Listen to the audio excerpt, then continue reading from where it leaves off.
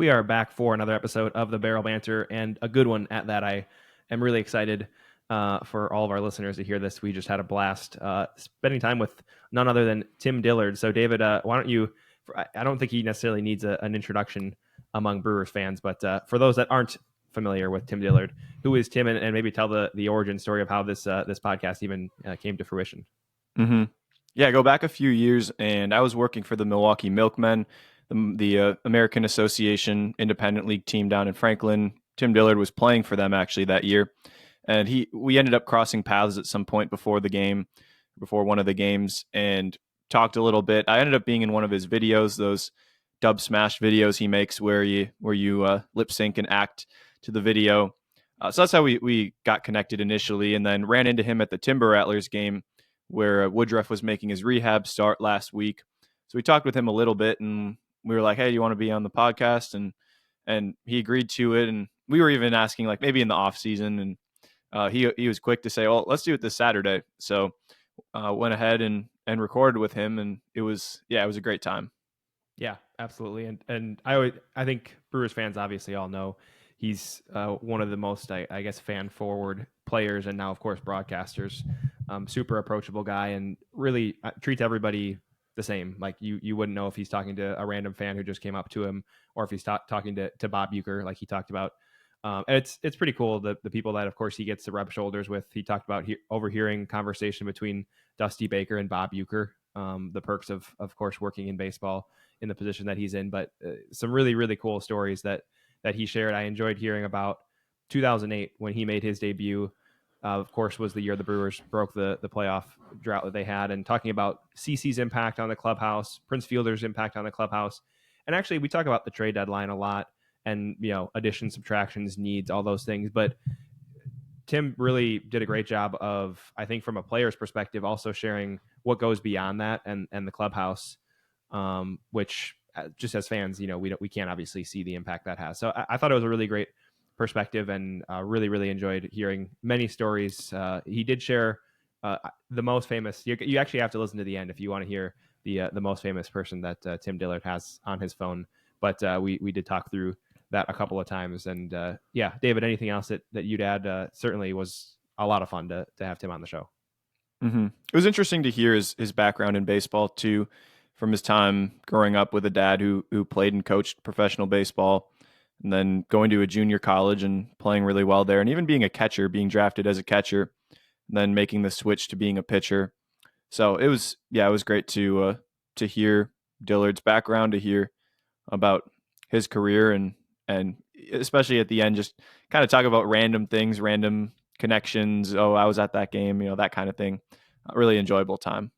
Yeah, absolutely. Like I said, it was a blast. Hopefully we'll have Tim Dillard on, or Dim Tillard on again in the future. I'm sure it would be a blast. So without further ado, here is our wonderful conversation with none other than Tim Dillard. We're joined by the one and only Tim Dillard today, former Brewer and current Brewers analyst.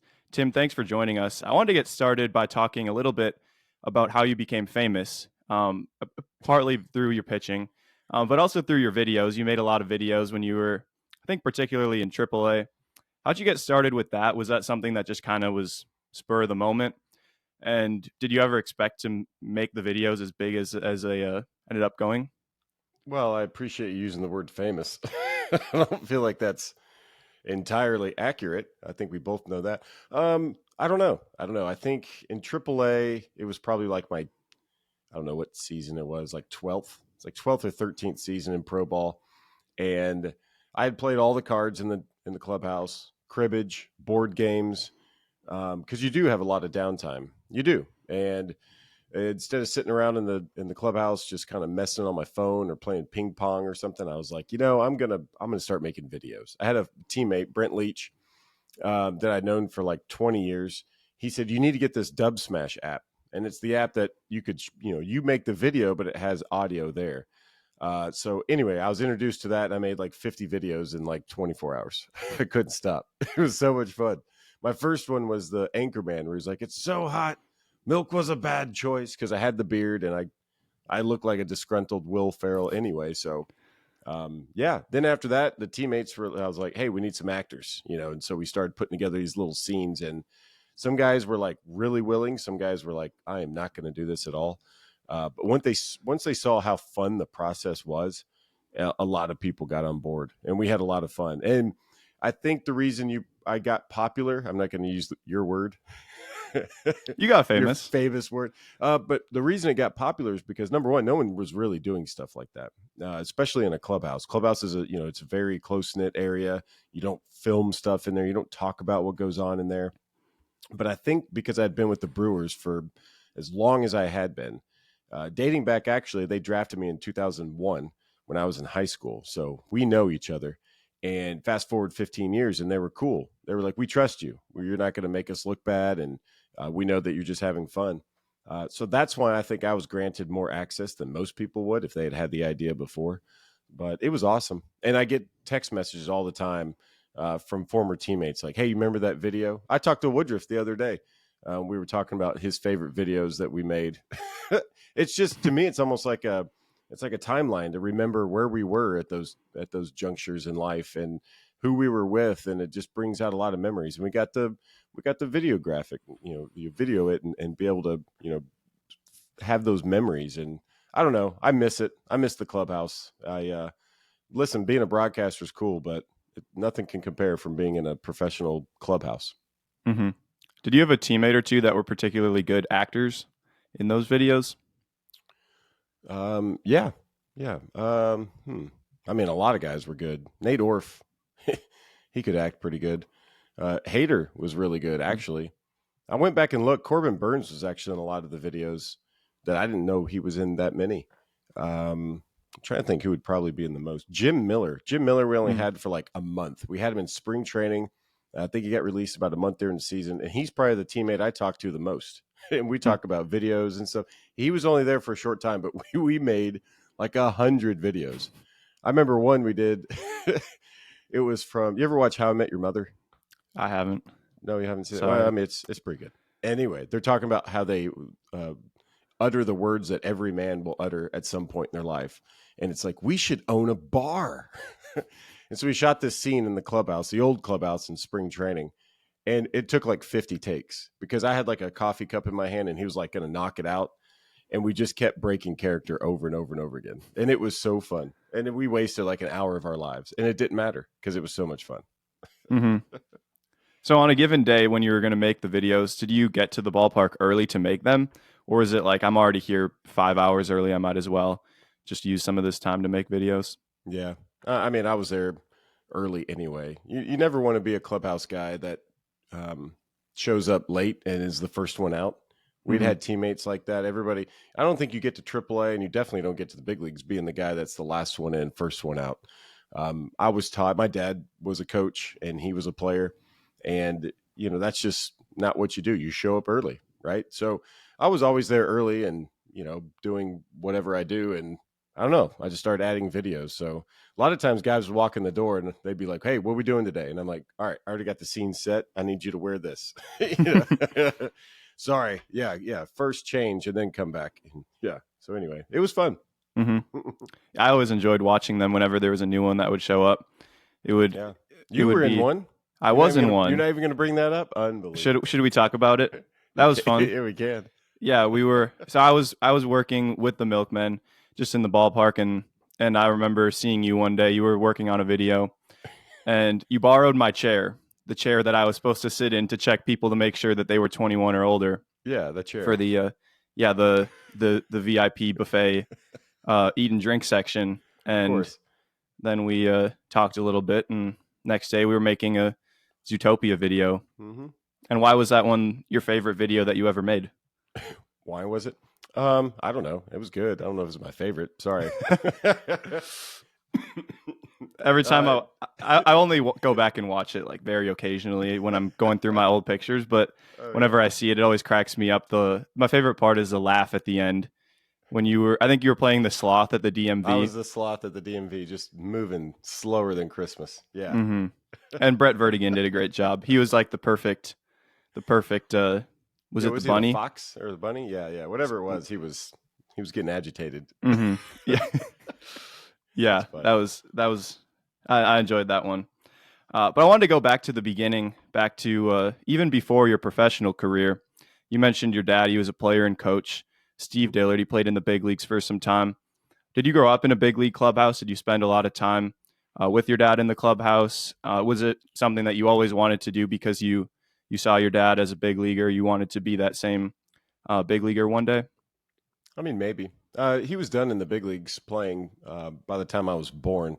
He actually finished up with the White Sox in 1982, and they asked him to retire and be a coach in the Gulf Coast League in Florida. So that's when I was born. I was born in Sarasota. And I don't know, from the time I could remember anything, we were always hanging out at spring training somewhere, and we were in a clubhouse and around the ballpark. And that's all I ever knew. And I felt comfortable there, probably because I'd done so many jobs. I'd been a bat boy. I'd been the guy that goes get the players food, right? Because like you go on a road trip, it's like I don't want to eat the food in the clubhouse. It's peanut butter and jelly, So I'd run the concession stand. I'd be the food getter. I was a clubby, like assistant clubby in the clubhouse and cleaning everything. And sometimes, a lot of times, me and my brothers, we would pick up trash after ball games. So like that was, so a way that was our summers. That's how we made money. And of course, during the day, we would just all practice baseball. But my dad, I mean, he didn't really care if we played baseball or not. Our house looked like played against sports. We had everything. He made sure we had access to basketballs and footballs and soccer balls and frisbees and anything we could get our hands on just to see what we'd gravitate towards. And so me and my brothers, obviously, we just enjoyed baseball. And my dad built a little league size field in our backyard.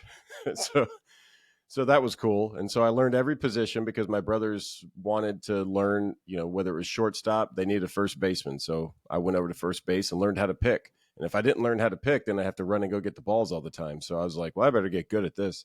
I don't know. And then I learned how to field, and then I learned how to pitch a little bit. But my brother wanted to pitch, so then I became a catcher. And then, my dad just taught us every facet of the game. And anyway, I got drafted as a catcher by the Brewers in high school in 2001. So I don't know. It's a good thing I like baseball. Mm-hmm. Otherwise, I mean, to truly actually love baseball, and we were talking about this the other day. I forgot who I was talking to in the dugout. They don't let me in the clubhouse. I have a pass that says I can get in the Brewers clubhouse, but I try to stay out of there. That's their space. But I was talking to one of the guys in the dugout. I'm like, to really love baseball, especially professional baseball, you have to love even the hard parts. Mm-hmm. If you just are looking for those, those very amazing moments and like, yes, baseball is fun. There's a lot of hard moments in professional baseball, just in life in general, the travel, being away from family, but you got to learn to love the difficult parts of it.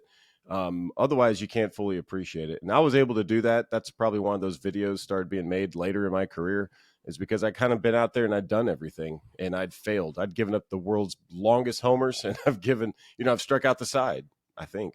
So like I've done everything in between. So for me, it was very liberating to be like, I can actually enjoy today when maybe some of the younger guys are still stressing about it a lot. Mm-hmm. I think that answered last your question. year, I have no idea. Yeah, it did. Last year I was playing college baseball down in Arkansas, and I was talking with a teammate of mine, and he went to Northeast Mississippi Community College. Oh yeah. And so he was talking about Mississippi JUCOs, and I said, yeah, he was talking about Woodruff. Actually, he would watch some of Woodruff's off-season bullpens he would throw there. But I said, yeah, there's a former Brewer actually that went to a Mississippi JUCO. His name's Tim Dillard, and his response was, oh, he's a Dillard. He must have gone to Itawamba. Yeah. So I wanted to ask you, is that like a family tradition? Like all the Dillards go to Itawamba? Did your dad go there? Your brothers? Why did he say that? Because I have no context for I know Mississippi JUCOs. Have any Mississippi? No, we grew up in Florida, then we moved to Mississippi. That's where my mom and dad are from. They went to a small town high school sweethearts, and actually started with my grandmother. My mom's mom, she actually went to Itawamba Community College first. She's actually, I think, the first class. I think they have like a Hall of Fame wall, and she's on the wall.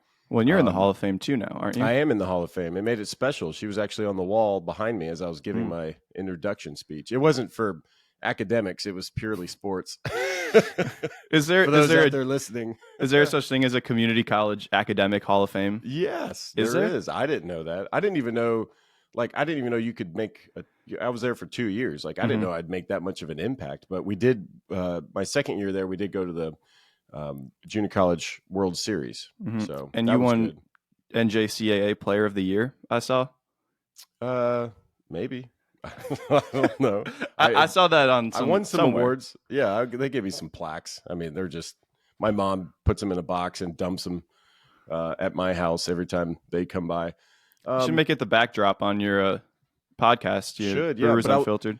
well, the reason I ended up going to Itawamba for JUCO instead of going to Ole Miss. So my dad went to Ole Miss. My dad is a legend there because he took over for Archie Manning. So Archie Manning was there. He was the shortstop, and then he went to go do something. I forgot what he did. Something about football. And so my dad took over. Ended up taking Ole Miss to the real College World Series, right? The one in Omaha. And anyway, my dad was older, so he ended up signing, and he went to the Red Sox. But he has a banner like on the wall. If you go to the Ole Miss, I don't know the name of that stadium, but we were there a couple months ago, and the banner's still up there. Took a picture in front of it. But I was going to go to Ole Miss, and I'd Coach Bianco, Mike Bianco, I think he's Mhm. still there. He kept talking to me like, yeah, I'd go for visits, like, yeah, you're going to be our guy. We want you to pitch. We want you to catch. You're going to hit fourth or something. I was just like, oh, this is great. And on my third visit, he was basically like, yeah, we're going to redshirt you so you Mhm. can learn our system. And I was like, wow. I was like, did you invent baseball? And he was like, what? My dad was like, oh no. I was like, well, I was kind of a jerk. I was just like, you talk all this good game, and then it's like suddenly I'm redshirted because I got to learn your system. I was like, dude, I know baseball. I was like, I know what baseball is. There's no system to learn. So anyway, I just kind of being a punk, I was like, I don't want to go there and be stuck there for 3 or 4 years. So anyway, went to junior college, and got drafted after my first year there. And the reason I went to this junior college is about 30 or 40 minutes from where we grew up, going to high school. And anyway, my older brothers both went there and played baseball. That's why the Dillards, Mm. are known there. In Fulton, Mississippi, the Itawamba Community College, Itawamba Indians. And anyway, yeah, that was pretty much it. Because in JUCO, you can leave after a year or leave after 2 years. And so Mhm. Ole Miss came after my second year, and they were like, all right, will you sign with us? And I was like, yep. So I signed, and I was going to go there for free, which is great. But then the Brewers were like, we're going to sign you as a pitcher. And I was like, I like that a lot better. So my journey began. I was 19 and went straight to Arizona to play rookie ball. Were you a draft and follow guy? Mhm. Okay. So Yeah, for they had a draft and follow, and then they did away with it for like 10 years Mhm. or more, and then they brought it back recently. Yeah. Mhm. And so you were a pitcher and catcher at Itawamba, but then you were initially drafted as a catcher the first time and then as a pitcher the second time? Well, I was drafted both times as a catcher. I was a Oh. good catcher. I feel like I got to defend myself, not to y'all, but like all through like my pro career, I'm like, I can catch. I've actually caught a lot of in the bullpen Mm. during my career, just because, especially when I got older and nobody cared. Uh, Sometimes you wouldn't have a bullpen catcher and you needed Mhm. somebody. I'd be Mhm. like, I volunteer as tribute. Let's go. No, I was good. I could throw people out. I got the fundamentals down when I was a kid. My dad was, when I told him I wanted to be a catcher, he said the fastest way to the big leagues is a switch hitting catcher. So I switch hit for most of my childhood. And then he would teach me to block by basically hitting rockets at me with a fungo and just saying, learn how to block. So once I got over the fear of that, it kind of took off. My junior year um, in high school, I remember, I was excited about hitting, excited about catching, but I thought we were going to be really bad. So I told my coach, I was like, let me pitch. I'd never really pitched before. And so it was very raw, like mechanics wise, but I threw hard and I had a good sinker and pitched really well. And then the next year I caught and I pitched really well. And so my senior year of high school, there was 4 scouts looking at me. 2 of them were looking at me as a pitcher and 2 were looking at me as a catcher. And so luckily the Brewers thought I was a good catcher, and ended up hurting my left shoulder. Not my throwing arm, but my lead arm swinging. It's subluxed. I used to swing really hard.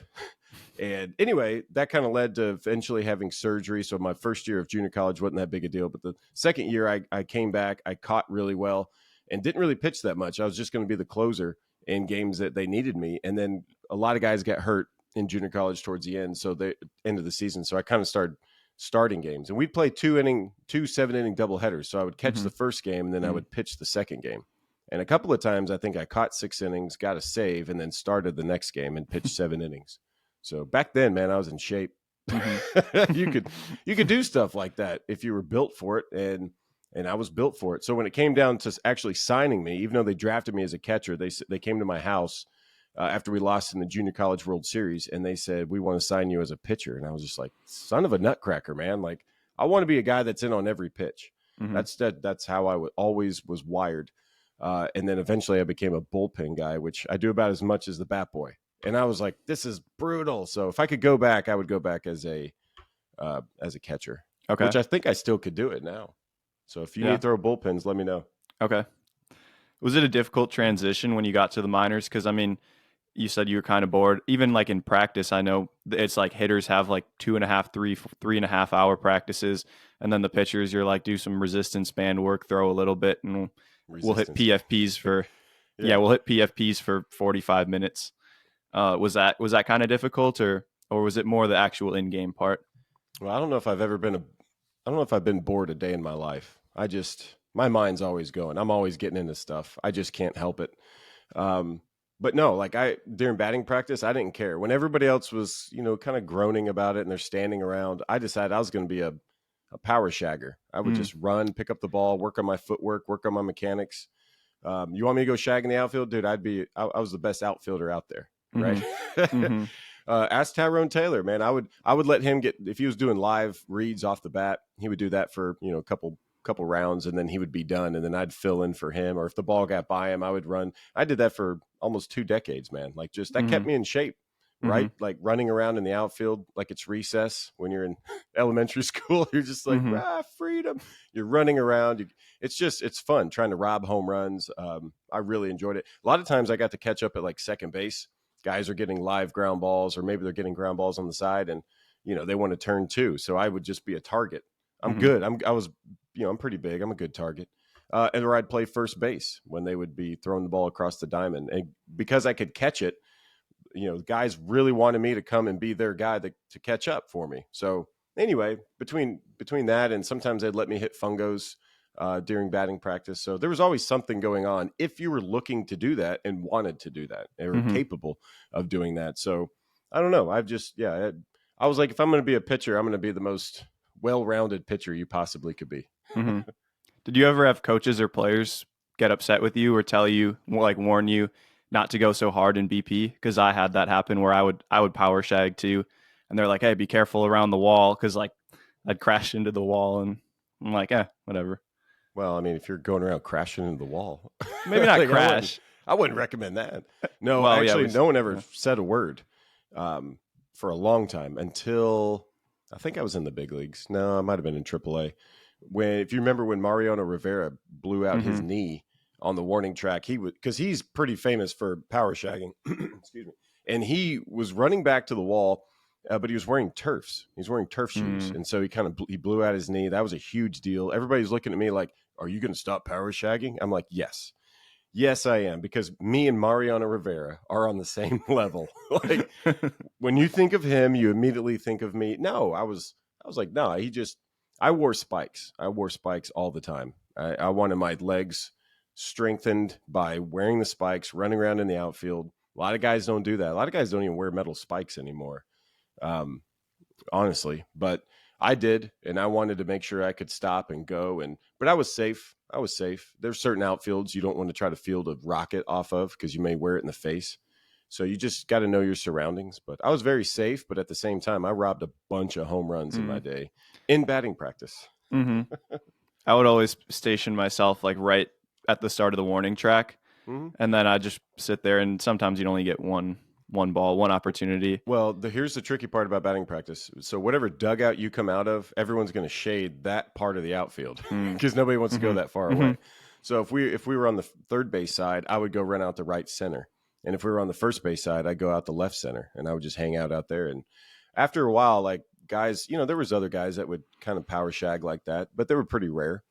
And most of the time, guys were like cool with it. So they would all clump up and go to a different section. And I had like a huge plot of outfield where I could just run around and be free and work on your throws, right? Like, work on your intermediate throws like you would if you're, taking PFPs. You're trying to learn your position. So Anyway, I took my position very seriously. I always loved fielding balls and being able to throw to first base. It's part of the game, and it's really weird when you see pitchers that can't do that. Mm-hmm. Well, you got the call to the big leagues in 2008. You made your debut against, I think it was Washington. What was it like to get that call? You were in the minors for 5-6 years, so we as fans we tend to overlook the part of how many years that players spend in the minors. But what was it like to finally get the call? Yeah, it was awesome. I had a flip phone, if you remember those, which I think they're coming back. But anyway, this was the original flip phone. I just gotten it. Got a call one morning. I was packing my stuff. We were about to bus from Nashville AAA to play the Redbirds in Memphis. And I got a call from my manager. He's like, "What are you doing?" I'm like, "I'm packing. We got a bus trip in a couple hours." He was like, "Okay, well, can you pack your stuff and fly to DC?" And I was like, "Sure. Why?" He goes, "Oh, yeah, by the way, you got called up."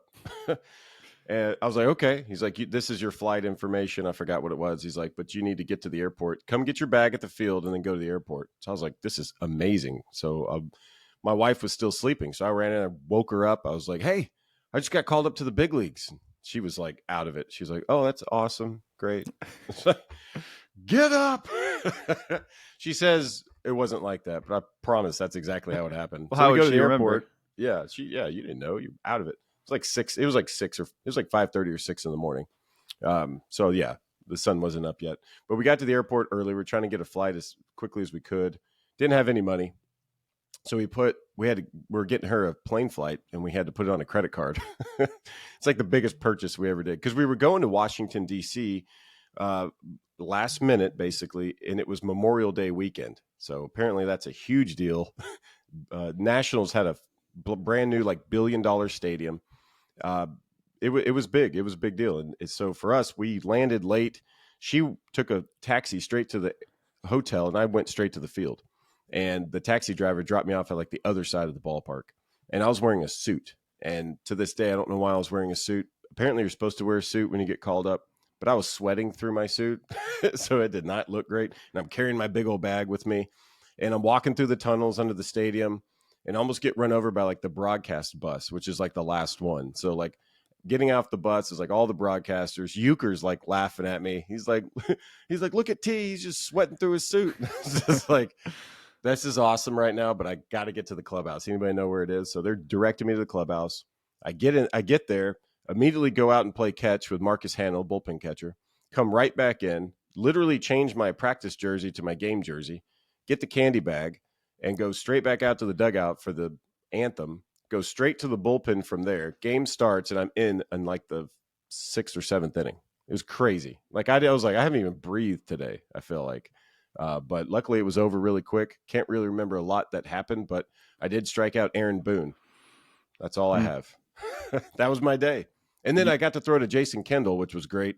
And afterwards, we were in the hotel lobby walking by, and he was in the hotel restaurant. He called me over, and he was like, he bought me a beer. We sat there, and he told me all that he loved about my outing. And he said, "You look like you'd done it before."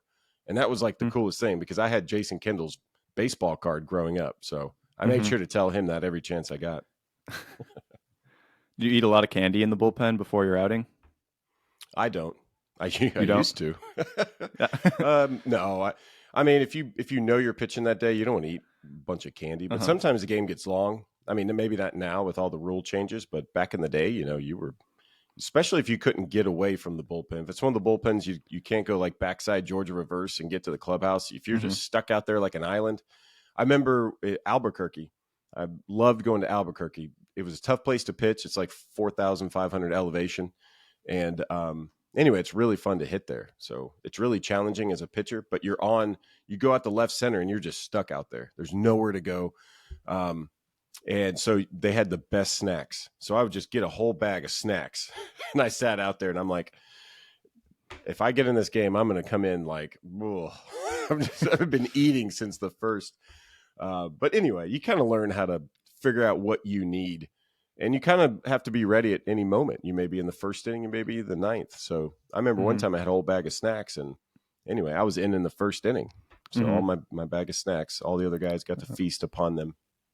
They didn't have somebody like, when they'll have somebody run the jacket down to the dugout when you come into pitch? They didn't Nope. run down your bag of snacks to the dugout? No, nobody's going to get my jacket. I mean, they do that in the big leagues. Minor leagues, you just hope a guy, like literally, like you're going out for a game or you're going to take the mound and you're leaving.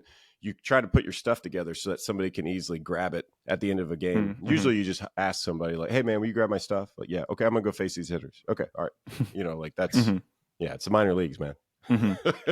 Tim, I got to ask you, you mentioned Euchre laughing at you as you ran into the stadium. I'm sure we all, of course, everybody loves Bob Euchre, rightfully so, but working alongside him in some sort of capacity at this point, and obviously seeing him as your time as a player, maybe any fun stories you've got. I'm sure there's plenty, but any stories you got of Euchre, what he's like when he's not on air on the radio? Yeah. Oh yeah. Love Euchre. He's amazing. I remember when I first got this broadcasting gig, 2021, we were leaving the stadium and I didn't know what he drove. I guess I hadn't noticed. He's like the only one that parks underneath the stadium. So maybe I just had to come in a different exit. So I never really saw him. And then one day I'm leaving after a game and it looked like the Batmobile pulling up next to me. I thought Christian Bale was going to get out. Like, that's what I was thinking. And the window goes down and it's Uke. And he says something. I don't know what he's commenting about the game or what. And I don't even know what I said, but I made a joke because that's kind of what I do, I guess. So I made a joke and he like laughs out loud, like a real laugh. Not like the laughs that y'all are giving me on this show. Like, oh, yeah, yeah. No, like a real laugh. Like he was cracking up laughing. And in that moment, I realized this is great. This is the best moment of my life. I got the man, one of the funniest people on the planet to laugh. And then he drove off and I'm like, I can't remember what I said. I can't remember what he said, but it was a good moment. But so we're in the press box and I'm trying to write down notes to do the post game show. And, anyway, everyone's kind of starting their day. The media is up there. They're trying to get their stories ready and stuff. And then all of a sudden, the whole press box just gets quiet. And around that time, you realize this is when Euchre enters the press box. And when he does, everyone just kind of knows it. So everyone kind of just listens to see what he's going to say or do. And he knows everybody. He talks to every single person when he walks in. He knows their name. He knows their backstory. He talks to them, blah, blah. And he has an escort. Has a couple people, walking him around and stuff because otherwise, he'll just sit there and talk to everybody for, hours and he'll miss the game probably. So they kind of keep him moving. And I mean, it's amazing. He has time for every single person or whatever, and then gets to the radio booth. And, I don't always go in there, but when I do, he's always yelling at me about something. But it's cool. It's like I feel like I'm part of this little fraternity that they have, and they've been doing this forever. And I'm kind of that outsider that didn't know this kind of world existed. And so I'm still awestruck by it over and over and over again. And he's a big part of that because he's seen so much. The other day when the Astros were in town, I guess that was maybe a month ago. But anyway, but like the other day, I was right next to him and Dusty Baker when they were talking to each other. I mean, you talk about two legends in the game, and hearing them laugh and talk to each other was pretty sick. I mean, I was like, this isn't happening anywhere else in the world where you have two names like this that are sharing this moment. And then it turns out that Euchre bought Dusty Baker's first suit in the big leagues. So how else would you know that unless they told? So it was pretty cool. Did you ask Dusty Baker about inventing the high five? I didn't. I was talking to Maldonado, I think, or Mauricio Dubon, maybe both of them. And I felt this giant hand on my shoulder. And I mean, it was almost like, I turned around and Dusty was like, he said, "Hey, Tim Dillard, how are you?" And I was like, "I'm good, Dusty Baker. How are you?" I call everybody famous by their first and last name. And he was like, "Man, I didn't realize you were so tall." He goes, "Every time I saw you, you were throwing sidearm. You just seemed shorter." And I was like, "Dusty Baker, you want me to be shorter? Dude, I will be shorter." It was pretty cool. I was like wanting to get some of his wristbands, but I didn't. Next time. Toothpicks? Yeah. Where is it, sponsored toothpicks, or is this just like toothpicks you find? Guarantee he travels with the toothpicks. Has to. I would bet. Yeah. Yeah. So we're at the trade deadline right now. The Brewers just made a pickup. But I wanted to ask you, because you were on the team in 2008. You were there in May and into June a little bit, and then you got called up again in September. What was the difference in that clubhouse? Of course, the Brewers acquired CeCe. They also got Ray Durham, another veteran. Maybe maybe not player wise, but kind of pedigree similar to Carlos Santana and a pretty good veteran coming in. What was the difference in that clubhouse between the younger clubhouse in '08 and then the star and CC and the veteran and Ray Durham coming in later? Yeah, I mean, the clubhouse was great that entire year. I mean, between Prince and like Ben Sheets and Supon, like it was just fun. You just expected to win. And I didn't know any different because I hadn't, it was my first time in the big leagues. And, I always expected to win no matter what. Even in the minor leagues, when you see guys that are just kind of like, it's the minor leagues. I never was like that. I don't care what I'm doing. I want to win. I'm going out there on the mound expecting to win. That's what I'm fighting for. And so to me, I was like, this is the exact clubhouse I want to be in. Everyone's just loose and relaxed and they want to go destroy the other team. And that's kind of and then when CC came on board, it just got turned up to 11. I mean, CC was like, hey, y'all jump on. Like you just knew something special was going to happen just by the way he prepared, by the way that his determination. Listen, I have kids. You can't teach someone to compete. You can't teach that. You either have it or you have to access it. I don't know how to teach that, but you have to want to get it right, prepare and be ready for every moment.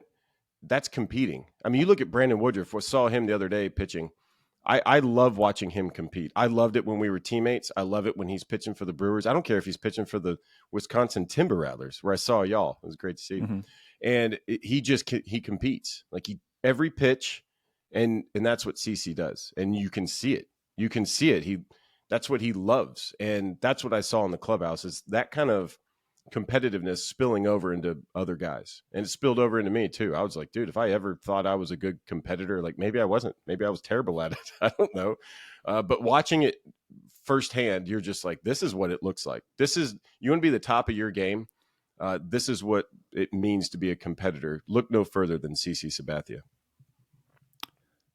You said something interesting on the Brewers Unfiltered podcast recently that I wanted to ask you about. You said you always felt at home in a clubhouse, but you said on the mound you didn't necessarily feel at home on the mound. You said that pitching was kind of stressful sometimes. Yeah. Explain that a little bit for our listeners. I kind of experienced the same thing pitching in college. I never got to the pro game, but I kind of experienced that where I think as fans you assume the players are just always having fun. Explain that a little bit. What it looks like to have fun or kind of have a stressful outing and that kind of thing. Sure. I mean, so pitching is fun, and that's the tip of the iceberg. You do so much just to get to that point to go out there on the mound and pitch. It's not like these dudes are sitting around doing nothing and they're like, oh, I get to pitch. Mm-hmm. And there's so much fun that comes with being just a professional baseball player in general. The hardest part, especially as a reliever, is to walk out there and toe the rubber. And I never shied away from the ball. I realized early on in my career that I never wanted my name to be like, oh, Dillard. Yeah, that guy he never wants to pitch. Or I always wanted to be the guy that wanted the baseball. Talk to any of my teammates, talk to any of my coaches. They'll tell you like, I want to pitch every single game. Give me the ball. There's some games where guys don't want to pitch. They just threw 2 innings yesterday. They're like, I don't want to pitch today, my arm. And that's probably smart. You shouldn't pitch. But me, I was like, I don't care. I threw 3 innings yesterday. I'll throw the ball today. I always assumed I was going to be the first guy to pitch. And that preparedness and being ready and that, tip of the moment, like right before the sunrise, like you're just sitting there kind of waiting for it, and then finally you get out there. I loved being on the mound in that way, like running to the mound, getting on there, competing. But I had a coach one time sum it up the best. He said, he's like, you love the mound. You want to be on it, but you don't want to be on it very long. You want to go see it, visit it, and then get off the mound. Like you don't want to be hanging out there on the mound. That means nothing went well. If you're out there a long time, you're not doing great. So it's a stressful environment that just because you can do everything right and it can go wrong. And it's a little different. If you're a position player and say you go, if you're a hitter, you may strike out the first 2 times, but you may have 1 or 2, 3 more at bats to kind of do something great. And everybody could remember that. But if you're a pitcher, unless you're a starter, you give up a couple runs out of the bullpen, like you didn't do your job. So all this stuff builds up to the moment to get out there and make it happen. And there is a lot of anxiety there. And the quicker you can get that out of your mind the better. That's why relievers, for me, they're some of the mentally strongest people on the baseball team, because they have to literally forget it the next day. If you're a starter, you got 4 days to kind of let that marinate, work on your craft, look at a lot of video. But for bullpen guys, no. You pitch, you do bad, you could be, the first guy up the next day. Mm-hmm. So yeah, there's some stress there. Mm-hmm. You're only pitching for your job every day. That's it. Yeah.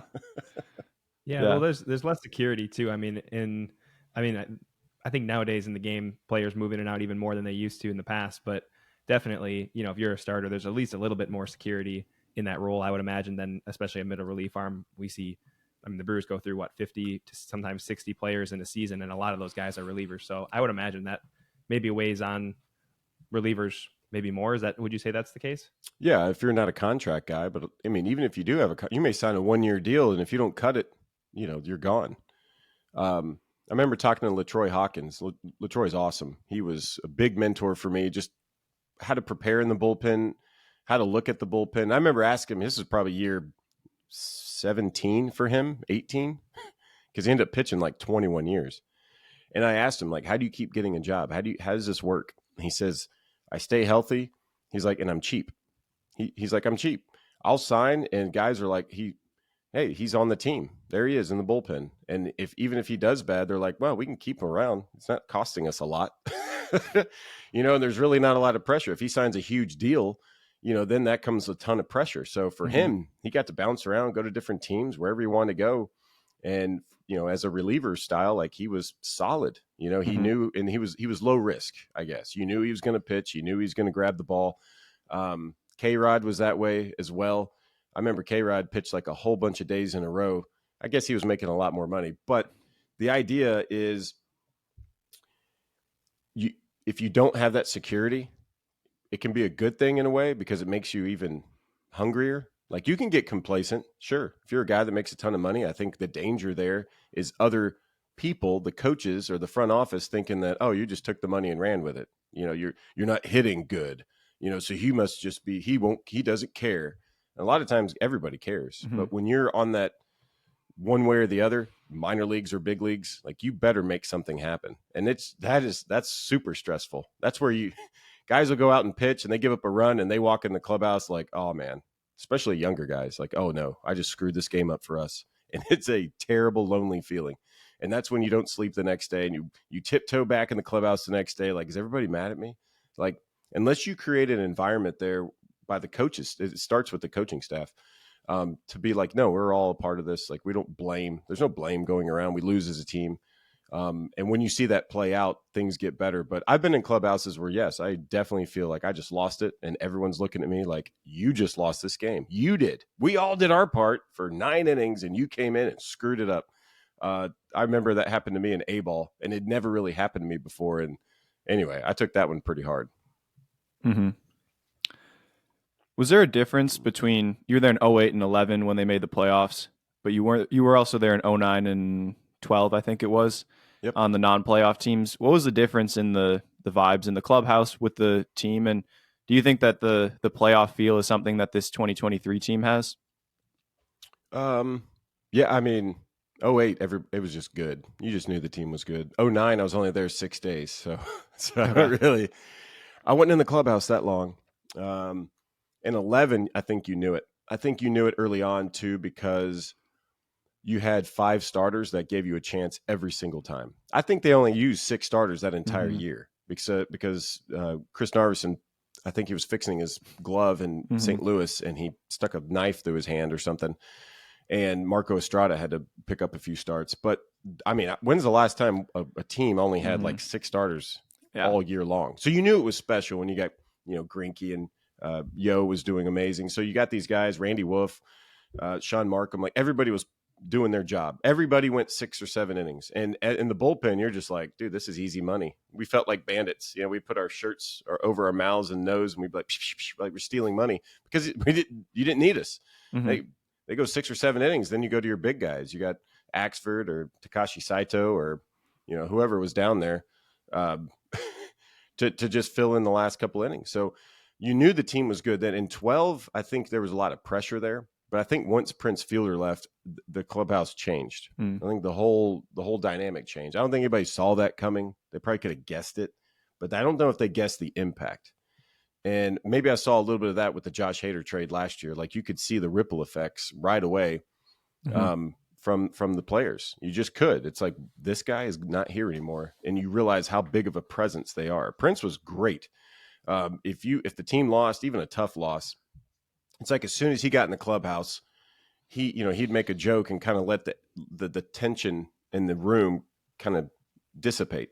And he was the catalyst for that. No one else could pull that off. If I came in and was joking around like, man, that was a terrible loss, everybody'd be like, who the are you? Like, beat it, meat. Yeah. So anyway, that you almost needed that, because we knew the game was over, but at the same time, you don't come in acting like nothing happened. So you were kind of like, nobody knew how to feel. And anyway, I remember halfway through the year, or, after a couple of months, I think in 2012, I remember thinking, man, it's Prince. Prince was the difference. And I'm just a fly on the wall. I'm sure there's plenty of other guys that were there for, they may have say something different, but that to me was the one thing, the one difference. Like the team was good. Yeah. But we just didn't have Prince Fielder in the clubhouse. Do you think if the Brewers make more acquisitions before the deadline here, that they run the risk of, maybe not ruining the clubhouse, but the more players you throw into there in the middle of the season, the bigger risk you run? Do you think that they should maybe hold back a little bit after the Santana trade, or do you think they should be pretty aggressive? I mean, honestly, with the team they have, I think they can make playoffs. I think everybody knows that. I think Matt Arnold knows that. I think every fan should know that. The team is good. They're gonna continue to get better. The Santana trade, like, you wish they picked up a guy batting 280. That was my prediction. But Santana's very low risk. The guy is a good clubhouse guy. He can pick it over at first, and he can drop a bomb every once in a while. But he's a switch hitter, and he's a professional hitter. He's going to be the guy that hits the sac fly. He's going to be the guy that gets the guy over from second. He knows the drill. He knows why he's there. He's going to be the proest batter in the batter's box that you've ever seen. And hopefully he can lead some of the younger guys in that way, especially down the stretch when it just means, hey, we just need a couple of runs. This is how you do it. And he's going to be able to bring that. Do I think they make more moves? I don't know. I said earlier podcast, which y'all listen to the Brewers Unfiltered podcast? I usually do. You have your own podcast that's Brewers. I want to listen to your voice. Yeah, nobody. My kids don't even like my voice. Yeah, I don't know. I said on there, it would be really cool if they went and got somebody that they know, like a Brent Suter or like Josh Hader. Like that right there would be normal. People would be like, this is incredible because they got these guys back. It's going to be familiar. It's going to work. If you go get 2 or 3 relievers and throw them down there, that's not going to be healthy for anybody. Even if they're the best if they went and picked up whoever, that's a closer, it's not going to work. And if you go get 2 or 3 bats and stick them in the lineup, you're replacing some of the defensive players. Like, you're just disrupting. If they went and got rid of 5 guys in the clubhouse and got Shohei Ohtani, and everybody's like, oh, dude, this is amazing, it's going to disrupt everything that they've done because 5 faces are gone, and here comes a new face, and that's a 6-face swing. And I'll stop saying the word face. But you don't want to disrupt that because it is special. And you can see it. I get to the field early every day, even as a broadcaster, and I get to see the guys, the way they interact early batting practice. I can see when they're working on their infield, outfield, the jokes going on in the clubhouse, the outfield. Like, other teams come in and you see some of that, but not every team has that kind of dynamic. And they've been really good since spring training. And Council's he could still play second base. You kidding me? Not as good as Bryce Terang, but he still knows what it's like to be a player. He knows how hard this game is. And so he's really big on creating the culture in that clubhouse. And so I would do very little if I was in charge, but everyone says that. But if I was in charge, I would definitely not do anything to disrupt what they have. And so, yeah, making a lot of moves, I don't see that happening. Maybe one more bat would be about all I would do. And they have some options too, like Sal Frelick came up, of course, and is playing really well. Speaking of professional at-bats with Carlos Santana, Frelick's putting together, I think, the most professional at-bats I've ever seen out of a rookie. He's just laying off pitches right there, doesn't try to do too much, and ends up with a base hit every time, it feels like. Well, he proves that you don't have to be the biggest, strongest guy in the world to play baseball. Altuve's been doing that for years. And that's what I love about baseball. You can be any size, shape, or form, and as long as you can play, you can play. But he knows what kind of player he is. Sal Frelick, the reason he's separated himself this quickly is he knows the strike zone. He may know the strike zone better than some of the umpires, just judging by that little box watching the TV. But he doesn't get frustrated. He had a tough at bat the other day, and he just decided, I'll just take a walk. And that's what he did. He took a walk, and he wasn't surprised by it either. And he takes hacks before he gets 2 strikes, which is intimidating for pitchers. If I'm in the bullpen and I'm watching this guy before he gets 2 strikes, I'm like, I'm not going to make a mistake to this little guy. If I'm a 6'7" pitcher down there, I'm like, I'm not going to let this dude take me deep. And so then they start nitpicking a little bit. That's why he has so many walks. And I think he has scored 8 times in 6 games. I don't know. I haven't looked today. Usually when I do my job, I forget everything before the next day. But that's what's impressive. And he is a professional hitter, already has a sac fly. And last night's game, particularly, his first at bat, he able to get a pitch, sinker down. He knew he was facing a sinker baller. So that's kind of where his focus was. And he goes to left center.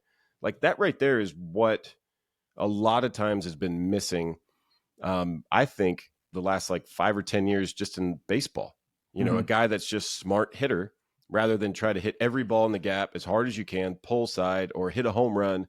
Here comes a guy that just literally, the other day at home on the homestand, I think it was like the second or third game, he got called up. I don't know who they were facing. I can't remember. It doesn't matter. He looks at the defense. I feel like he stepped out of the box. He looked at the defense and saw the third baseman playing way off the line. And he just goes, all right. And then he just goes out of the zone and hits a fastball down the line, down the left field line, just base hit. Like, I think he has that sort of bat control where he can look and say, where's my best chance of getting a hit? And I said that early on, and he hasn't proved me wrong yet. So he's just fun to watch play, honestly. Well, we have a couple things a few questions, kind of random questions we wanted to ask you before we finish the interview. The first one I have, because we would always talk about this among my college teammates, did your arm ever feel good in season, or was it kind of just good enough to pitch? Well, lucky for me, I never missed a game due to injury. Wow. And that's spanning 18 professional seasons. So for me, did I always feel amazing? No, but at the same time, I took care of myself. There's ways to stay healthy, and then there's ways that you can inadvertently hurt yourself. If you're jumping on a Sea-Doo or something, or riding a 4-wheeler, like you can hurt yourself. But there's ways around it too. Like I've been taking ibuprofen probably too much for too long. That was, one of the things that helped me stay, uninflamed. I don't know. I mean, I can go super deep on how to arm care and stuff like that. But I talk to pitchers even now, and they'll be doing something exercise wise that's not good for their arm or their body. And I was hit with this one off season. I used to jog like an hour. That was my thing. Every day I could just jog forever. And one day I went to jog in the off season, and about 20 minutes in, my knee started hurting. I was like, that's new. Where has that been? And then I tried the next day, and about 20 minutes in, it hurt. Ended up going to see a doctor or a PT person, just to get some advice. And the guy was like, has it ever happened like this before? And I was like, no. He was like, well, how long do you go before it hurts? And I was like, well, about 20 minutes. And he's like, okay, well, start jogging just 20 minutes. I was like, nah, man, I jog like an hour. He's like, not anymore. You got to change what you're doing. And it's encouraging to me when I hear guys that are still playing now. And I've talked to guys just recently on the field, the big league field, just talking about stuff they're eliminating from their exercise program that hasn't been helping them. If you're doing like med ball throws, I always do these. Well, if it's costing you, a shoulder thing, or if it hurts your elbow, like don't do it. And you have to make a decision. Is my muscles more important than being healthy on the mound? And I see this in the minor leagues, and I really wish they would change some of this stuff. There would be guys that would do like a leg program before a game. And they're like, well, it's on the board. This is what I'm supposed to do. So they all go do a leg workout, and I'm over there, old man river. Like, I'm not going to do that. But here's what happens. All of a sudden, they're doing all these squats, with the bar. And then the 8th inning rolls around. The guy runs out there, and they have to pull him from the game after 3 hitters because he tweaked a hamstring. And then who comes in to pitch? Answer, me. I come in to pitch. And why is that? Well, I did the program on the board. Well, the reason the program's on the board, because the strength guy had to put it on there because he has a program and he has bosses that he has to say, okay, you need to do this. So anyway, forgive me of the soapbox, but the idea, you want to stay healthy on the field, do things that are going to help you stay healthy on the field. And it may not always be, doing chin-ups before a game or doing 30 push-ups. Like maybe that's not who you are. That's why you have an off season. I would lift really hard, very athletic in the off season. And then I would, like we talked about, power shag, but I did not lift weights during the season. I felt it was more important to make sure I was healthy enough to stay on the mound rather than lift weights. But I promise you, you see guys that get hurt as far as, starters and relievers. I think a lot of that has to do with just them lifting a bunch of weights when maybe they don't need to. But then again, they also are in the big leagues and throw 100. So here I am. What was your go-to meal as a minor leaguer? Probably just peanut butter and jelly or peanut butter. Not tacos. Nobody wants a pregame taco, believe me. I don't know. I didn't really eat a whole lot, honestly, before a game. After the game, though, it's like you've been fasting for 5 hours. Like, yeah, you crush everything. I don't know. Never really a go-to. We would travel a lot, so there was always a Waffle House nearby. That was good. But usually I would try to find a Taco Bell after a game. They're always open, right? Yeah. Who was a teammate you had that I feel like it's a little bit difficult to say favorite teammate, but who was a teammate you had that was a really good teammate that you want to highlight? Ooh, really good teammate. I had a ton, especially in the minor leagues. Like the big leagues is a little different. Maybe you don't get to hang out after because everybody has their families and everyone's tired. Everyone's taking the big league seriously. But in the minor leagues, guys, you had a roommate on the road. So you got to know guys, their life, their family. They became your family. You're doing this for 6 or 7 months of the year. You get to know guys very well, and you spend more time with them than you do your family. So you learn a lot about them. In the big leagues, you get your own room. So it kind of changes that way. I really loved Axford. Axford and I were roommates. John Axford. We were in Iowa, Des Moines, playing the Cubs. And that's when he got called up. And anyway, I later got called up like the next year. Maybe I saw him in spring training. But we just picked up right back where we were of going to watch movies together, talking about movies, talking about social media. He was on it. I was against it. Clearly, I've been won over. But yeah, just the idea that you can have conversations, yes, about baseball constantly, but at the same time, there's life outside the clubhouse. So I always loved Axford. Got to see him when he made his comeback tour a couple years ago. Didn't work out, but yeah. Anyway, I miss him a lot. Cameron Lowe was a good one. We keep in touch. I don't know. It's fun seeing these guys down the road. I saw a couple of guys I was teammates with in Texas. They're with the Reds now. Ian Jabot and Derek Law. Talked to them a good bit in Cincinnati the other day. We picked up right back where we left off. We probably hadn't seen each other in a couple years, 3 years maybe. Suddenly we're just picking up right where we left off. And that's what I love. I love that baseball players can share that. So when you talk about good teammates or you talk about favorite teammates, they really are. They're all great. I mean, even my dad hadn't played in 50 years or whatever, 40 years. I hope he doesn't listen to this. But like he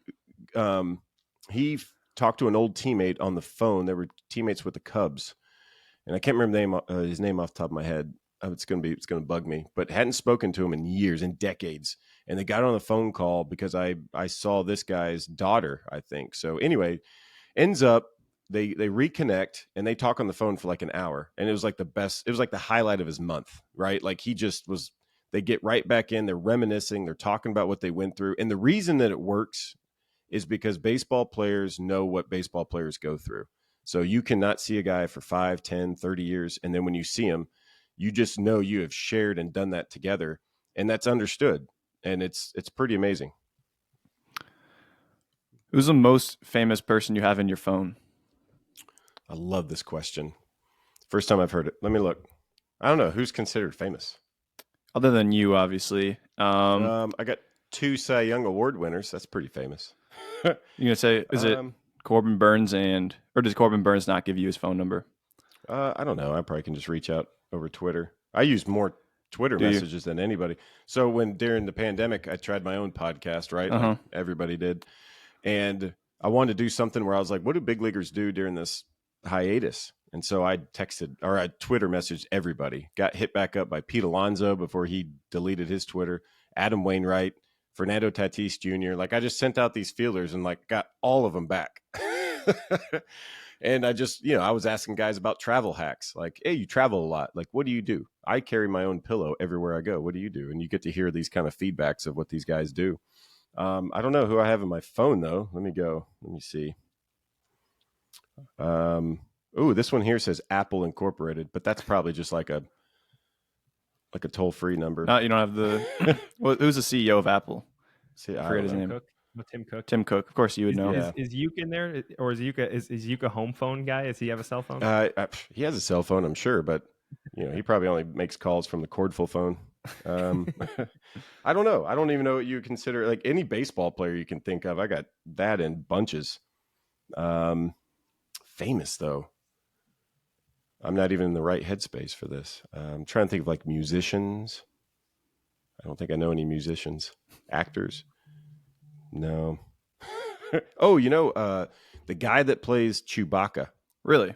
In the new Star Wars. We message each other over social media. Huh. I reached out to him one time and he happened to look. So every once in a while we check in. And I'm like, That's pretty famous. Yeah. Over a Twitter message? Yeah. Does that count? Because to me, it's not always phone number. Oh, Bobby Bonilla. You want me to call Bobby Bonilla right now? Sure. Do you know who that is? I know who that Hopefully is. Hopefully you know who that is. Yeah. Okay. That's a big one. Do you wish him a happy Bobby Bonilla Day every July 1st? I always wonder how he feels about that day. I mean, he probably feels really good since he gets like $2 million. Yeah. Sign me up for that contract. Mm-hmm. Let me see. I'm only on the C's now. Oh, I got Chris Capuano's number. What up, Cap? Man, I'm trying to think who else. Sorry, this is going terrible. no, that's okay. Jeff Cirillo. Say hi to him. A lot of coaches. I got a bunch of coaches in here. Got some family members. My aunt. Call my aunt. The one who's an Itawamba a couple Hall of of Famer? I got a bunch of GMs. Yeah. No, that was my grandmother. Oh, she may have gone there too.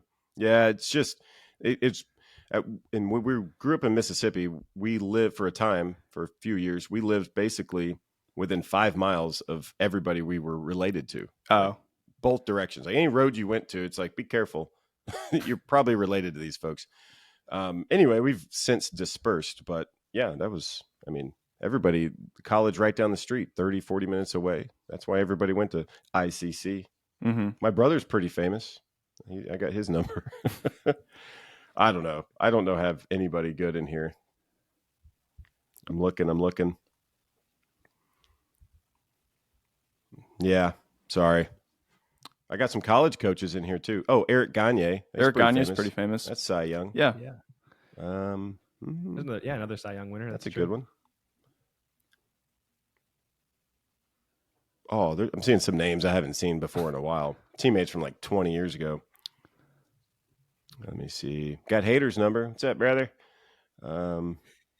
Coaxing back Hawkins. to Milwaukee. Do I? Yeah. I mean, I don't know if he like makes he has sense. any control over. Well, that.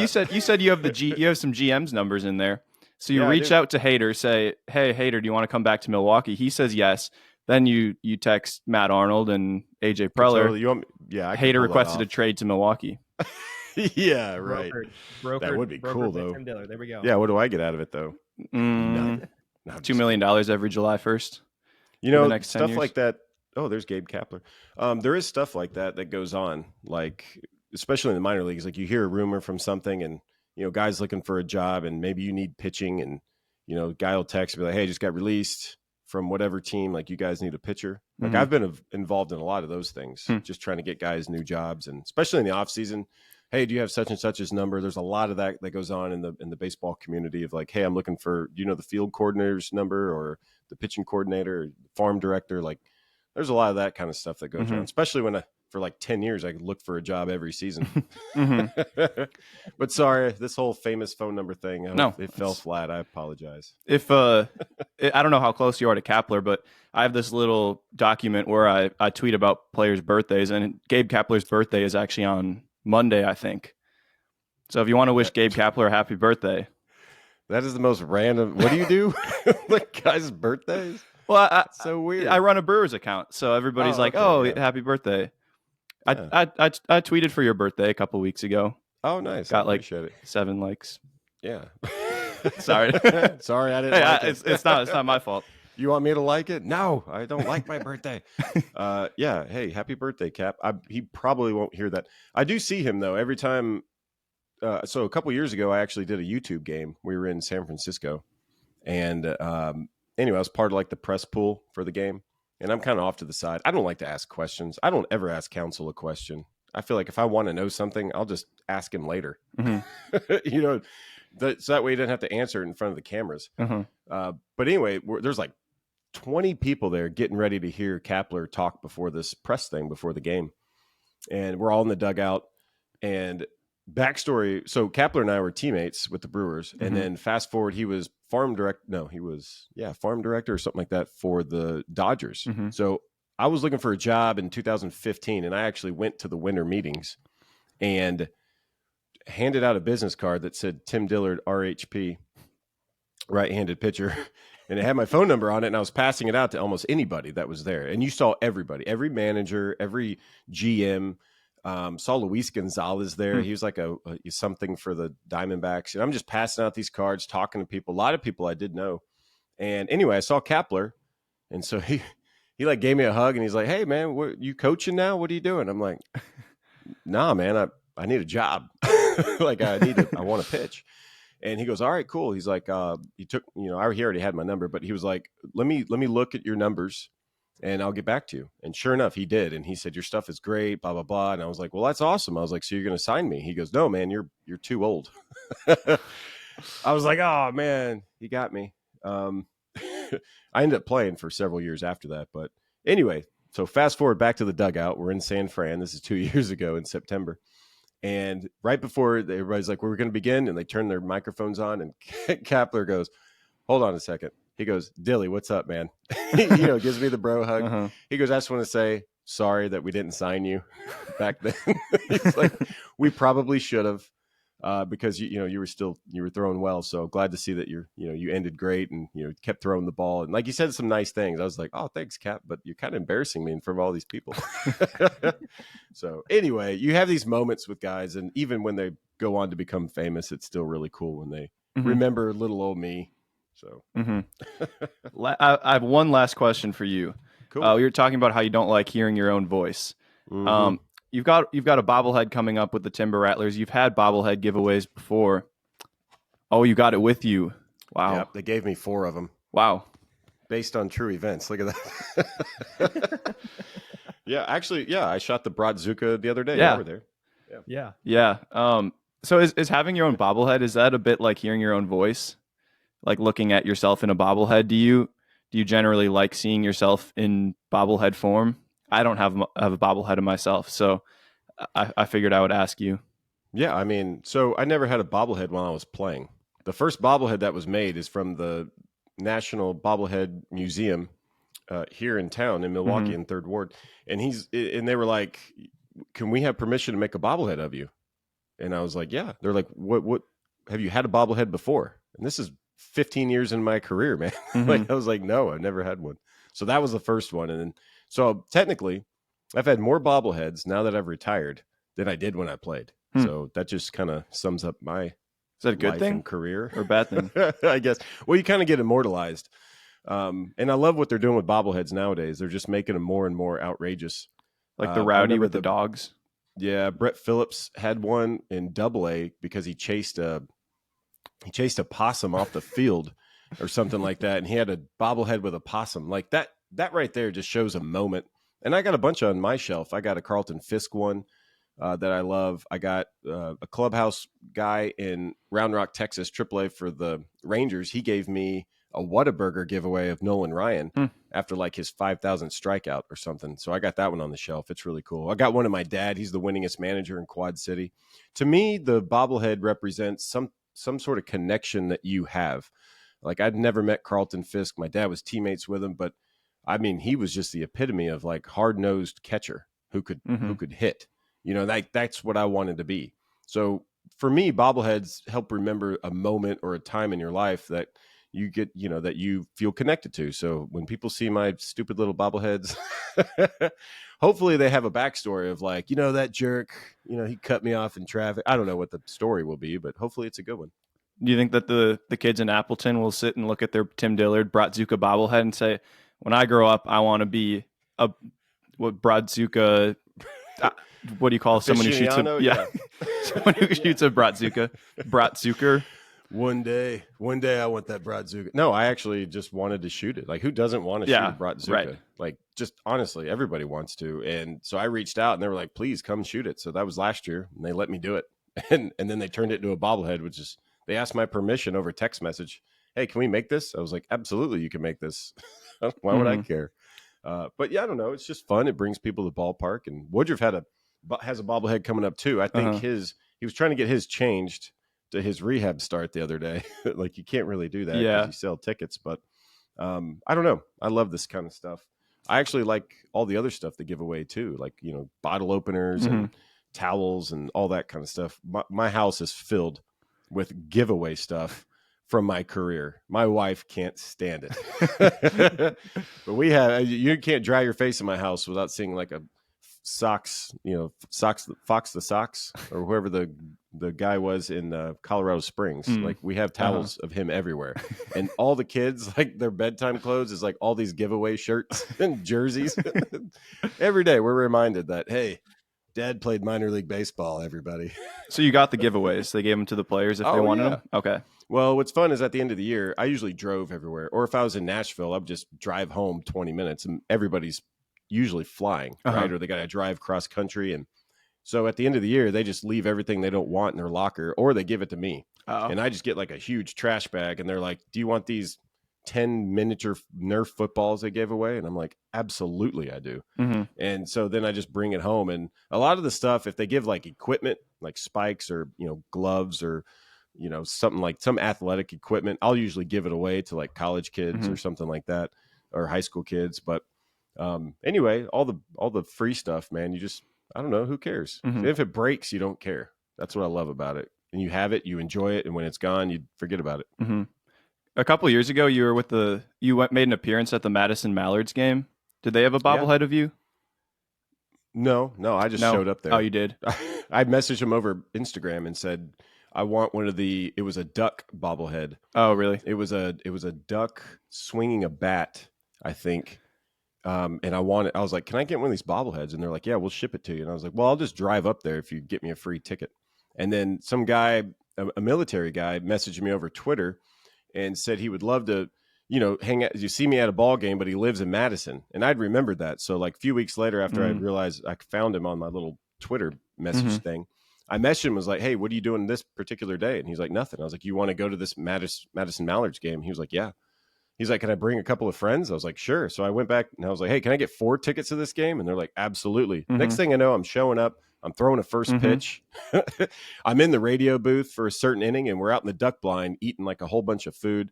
I was okay on the drinking. I was driving, so I was like, I got to drive back an hour, so I took it easy. But it was awesome. And one of my former coaches, his stepson was actually on one of the teams. And so another pitcher on another team, my brother had coached in Mississippi. So like, really? I don't know. I didn't know where you kind of just put things in motion and then things happen. Like me showing up at the Timber Rattlers game, like suddenly now we're on this podcast and everyone's subjected to hearing my voice and talking about myself. So it's just, sometimes you just got to do, you just got to look for things to do and just see what happens. Well, I was actually on that visiting team during the Madison Mallards game. Are you kidding me? Yeah, I was on the Fond du Lac team. And that's awesome. So you were Seth was on that team. Yeah, Seth Sweetchick. Yeah. I was only on that team for like 2 weeks. They were like all the D1 guys left, and they're like, "Hey, we're kind of desperate for arms. You think you could join?" Nice. And thankfully you weren't there. Like, who's this loser? Yeah.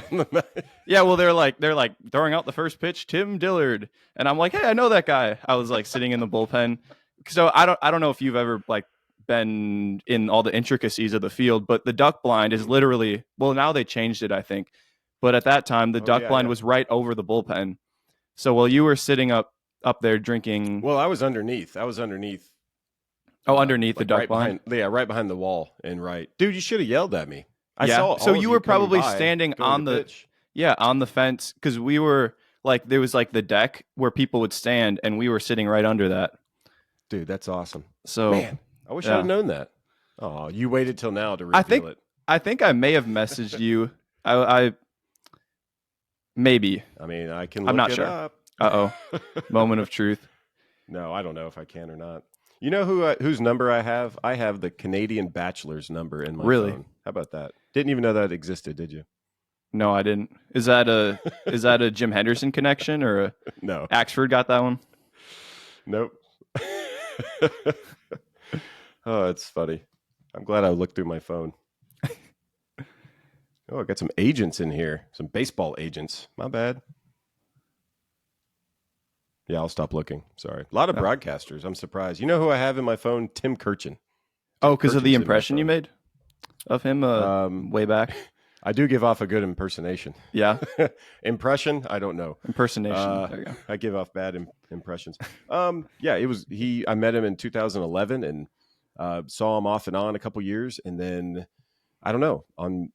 I got put into the Nashville Sounds Hall of Fame last year, and he did he was in at Fenway, I think, with Brian Anderson, and they made a video for me. But when I first got the broadcasting gig, he found my phone number and he called me it was either every Saturday or every Sunday on his way. He would drive to Baseball Tonight or Sunday Night Baseball or whatever he was doing. And on his drive, I guess he just called people, and he called me like once a week for that entire season. Wow. And he would just talk about, broadcasting. He would talk about me and talk about some of the stuff that he went through and learned. And I'm just like, dude, Tim Kirchin calling me. So cool. Yeah. That's who I should have said. So Kirchy, if you're listening to this, I apologize. You are the most famous person I have in my phone. That's awesome. That is awesome. Well, we'll end there. We got the answer to the most famous person in the phone. We really appreciate. Finally. Yeah. We were waiting for. We're like, oh, can't end till we get one. Yeah, One better than Chris Capuano. No disrespect to Chris Capuano. I would see if Chris Capuano were in my phone, he would be the answer to most famous person. I'll send it to you. But we really appreciate your time, Tim. Thanks for joining us, and wish you the best for the rest of the year with broadcasting and going forward. Nice. Yeah, thanks for having me on. This is great.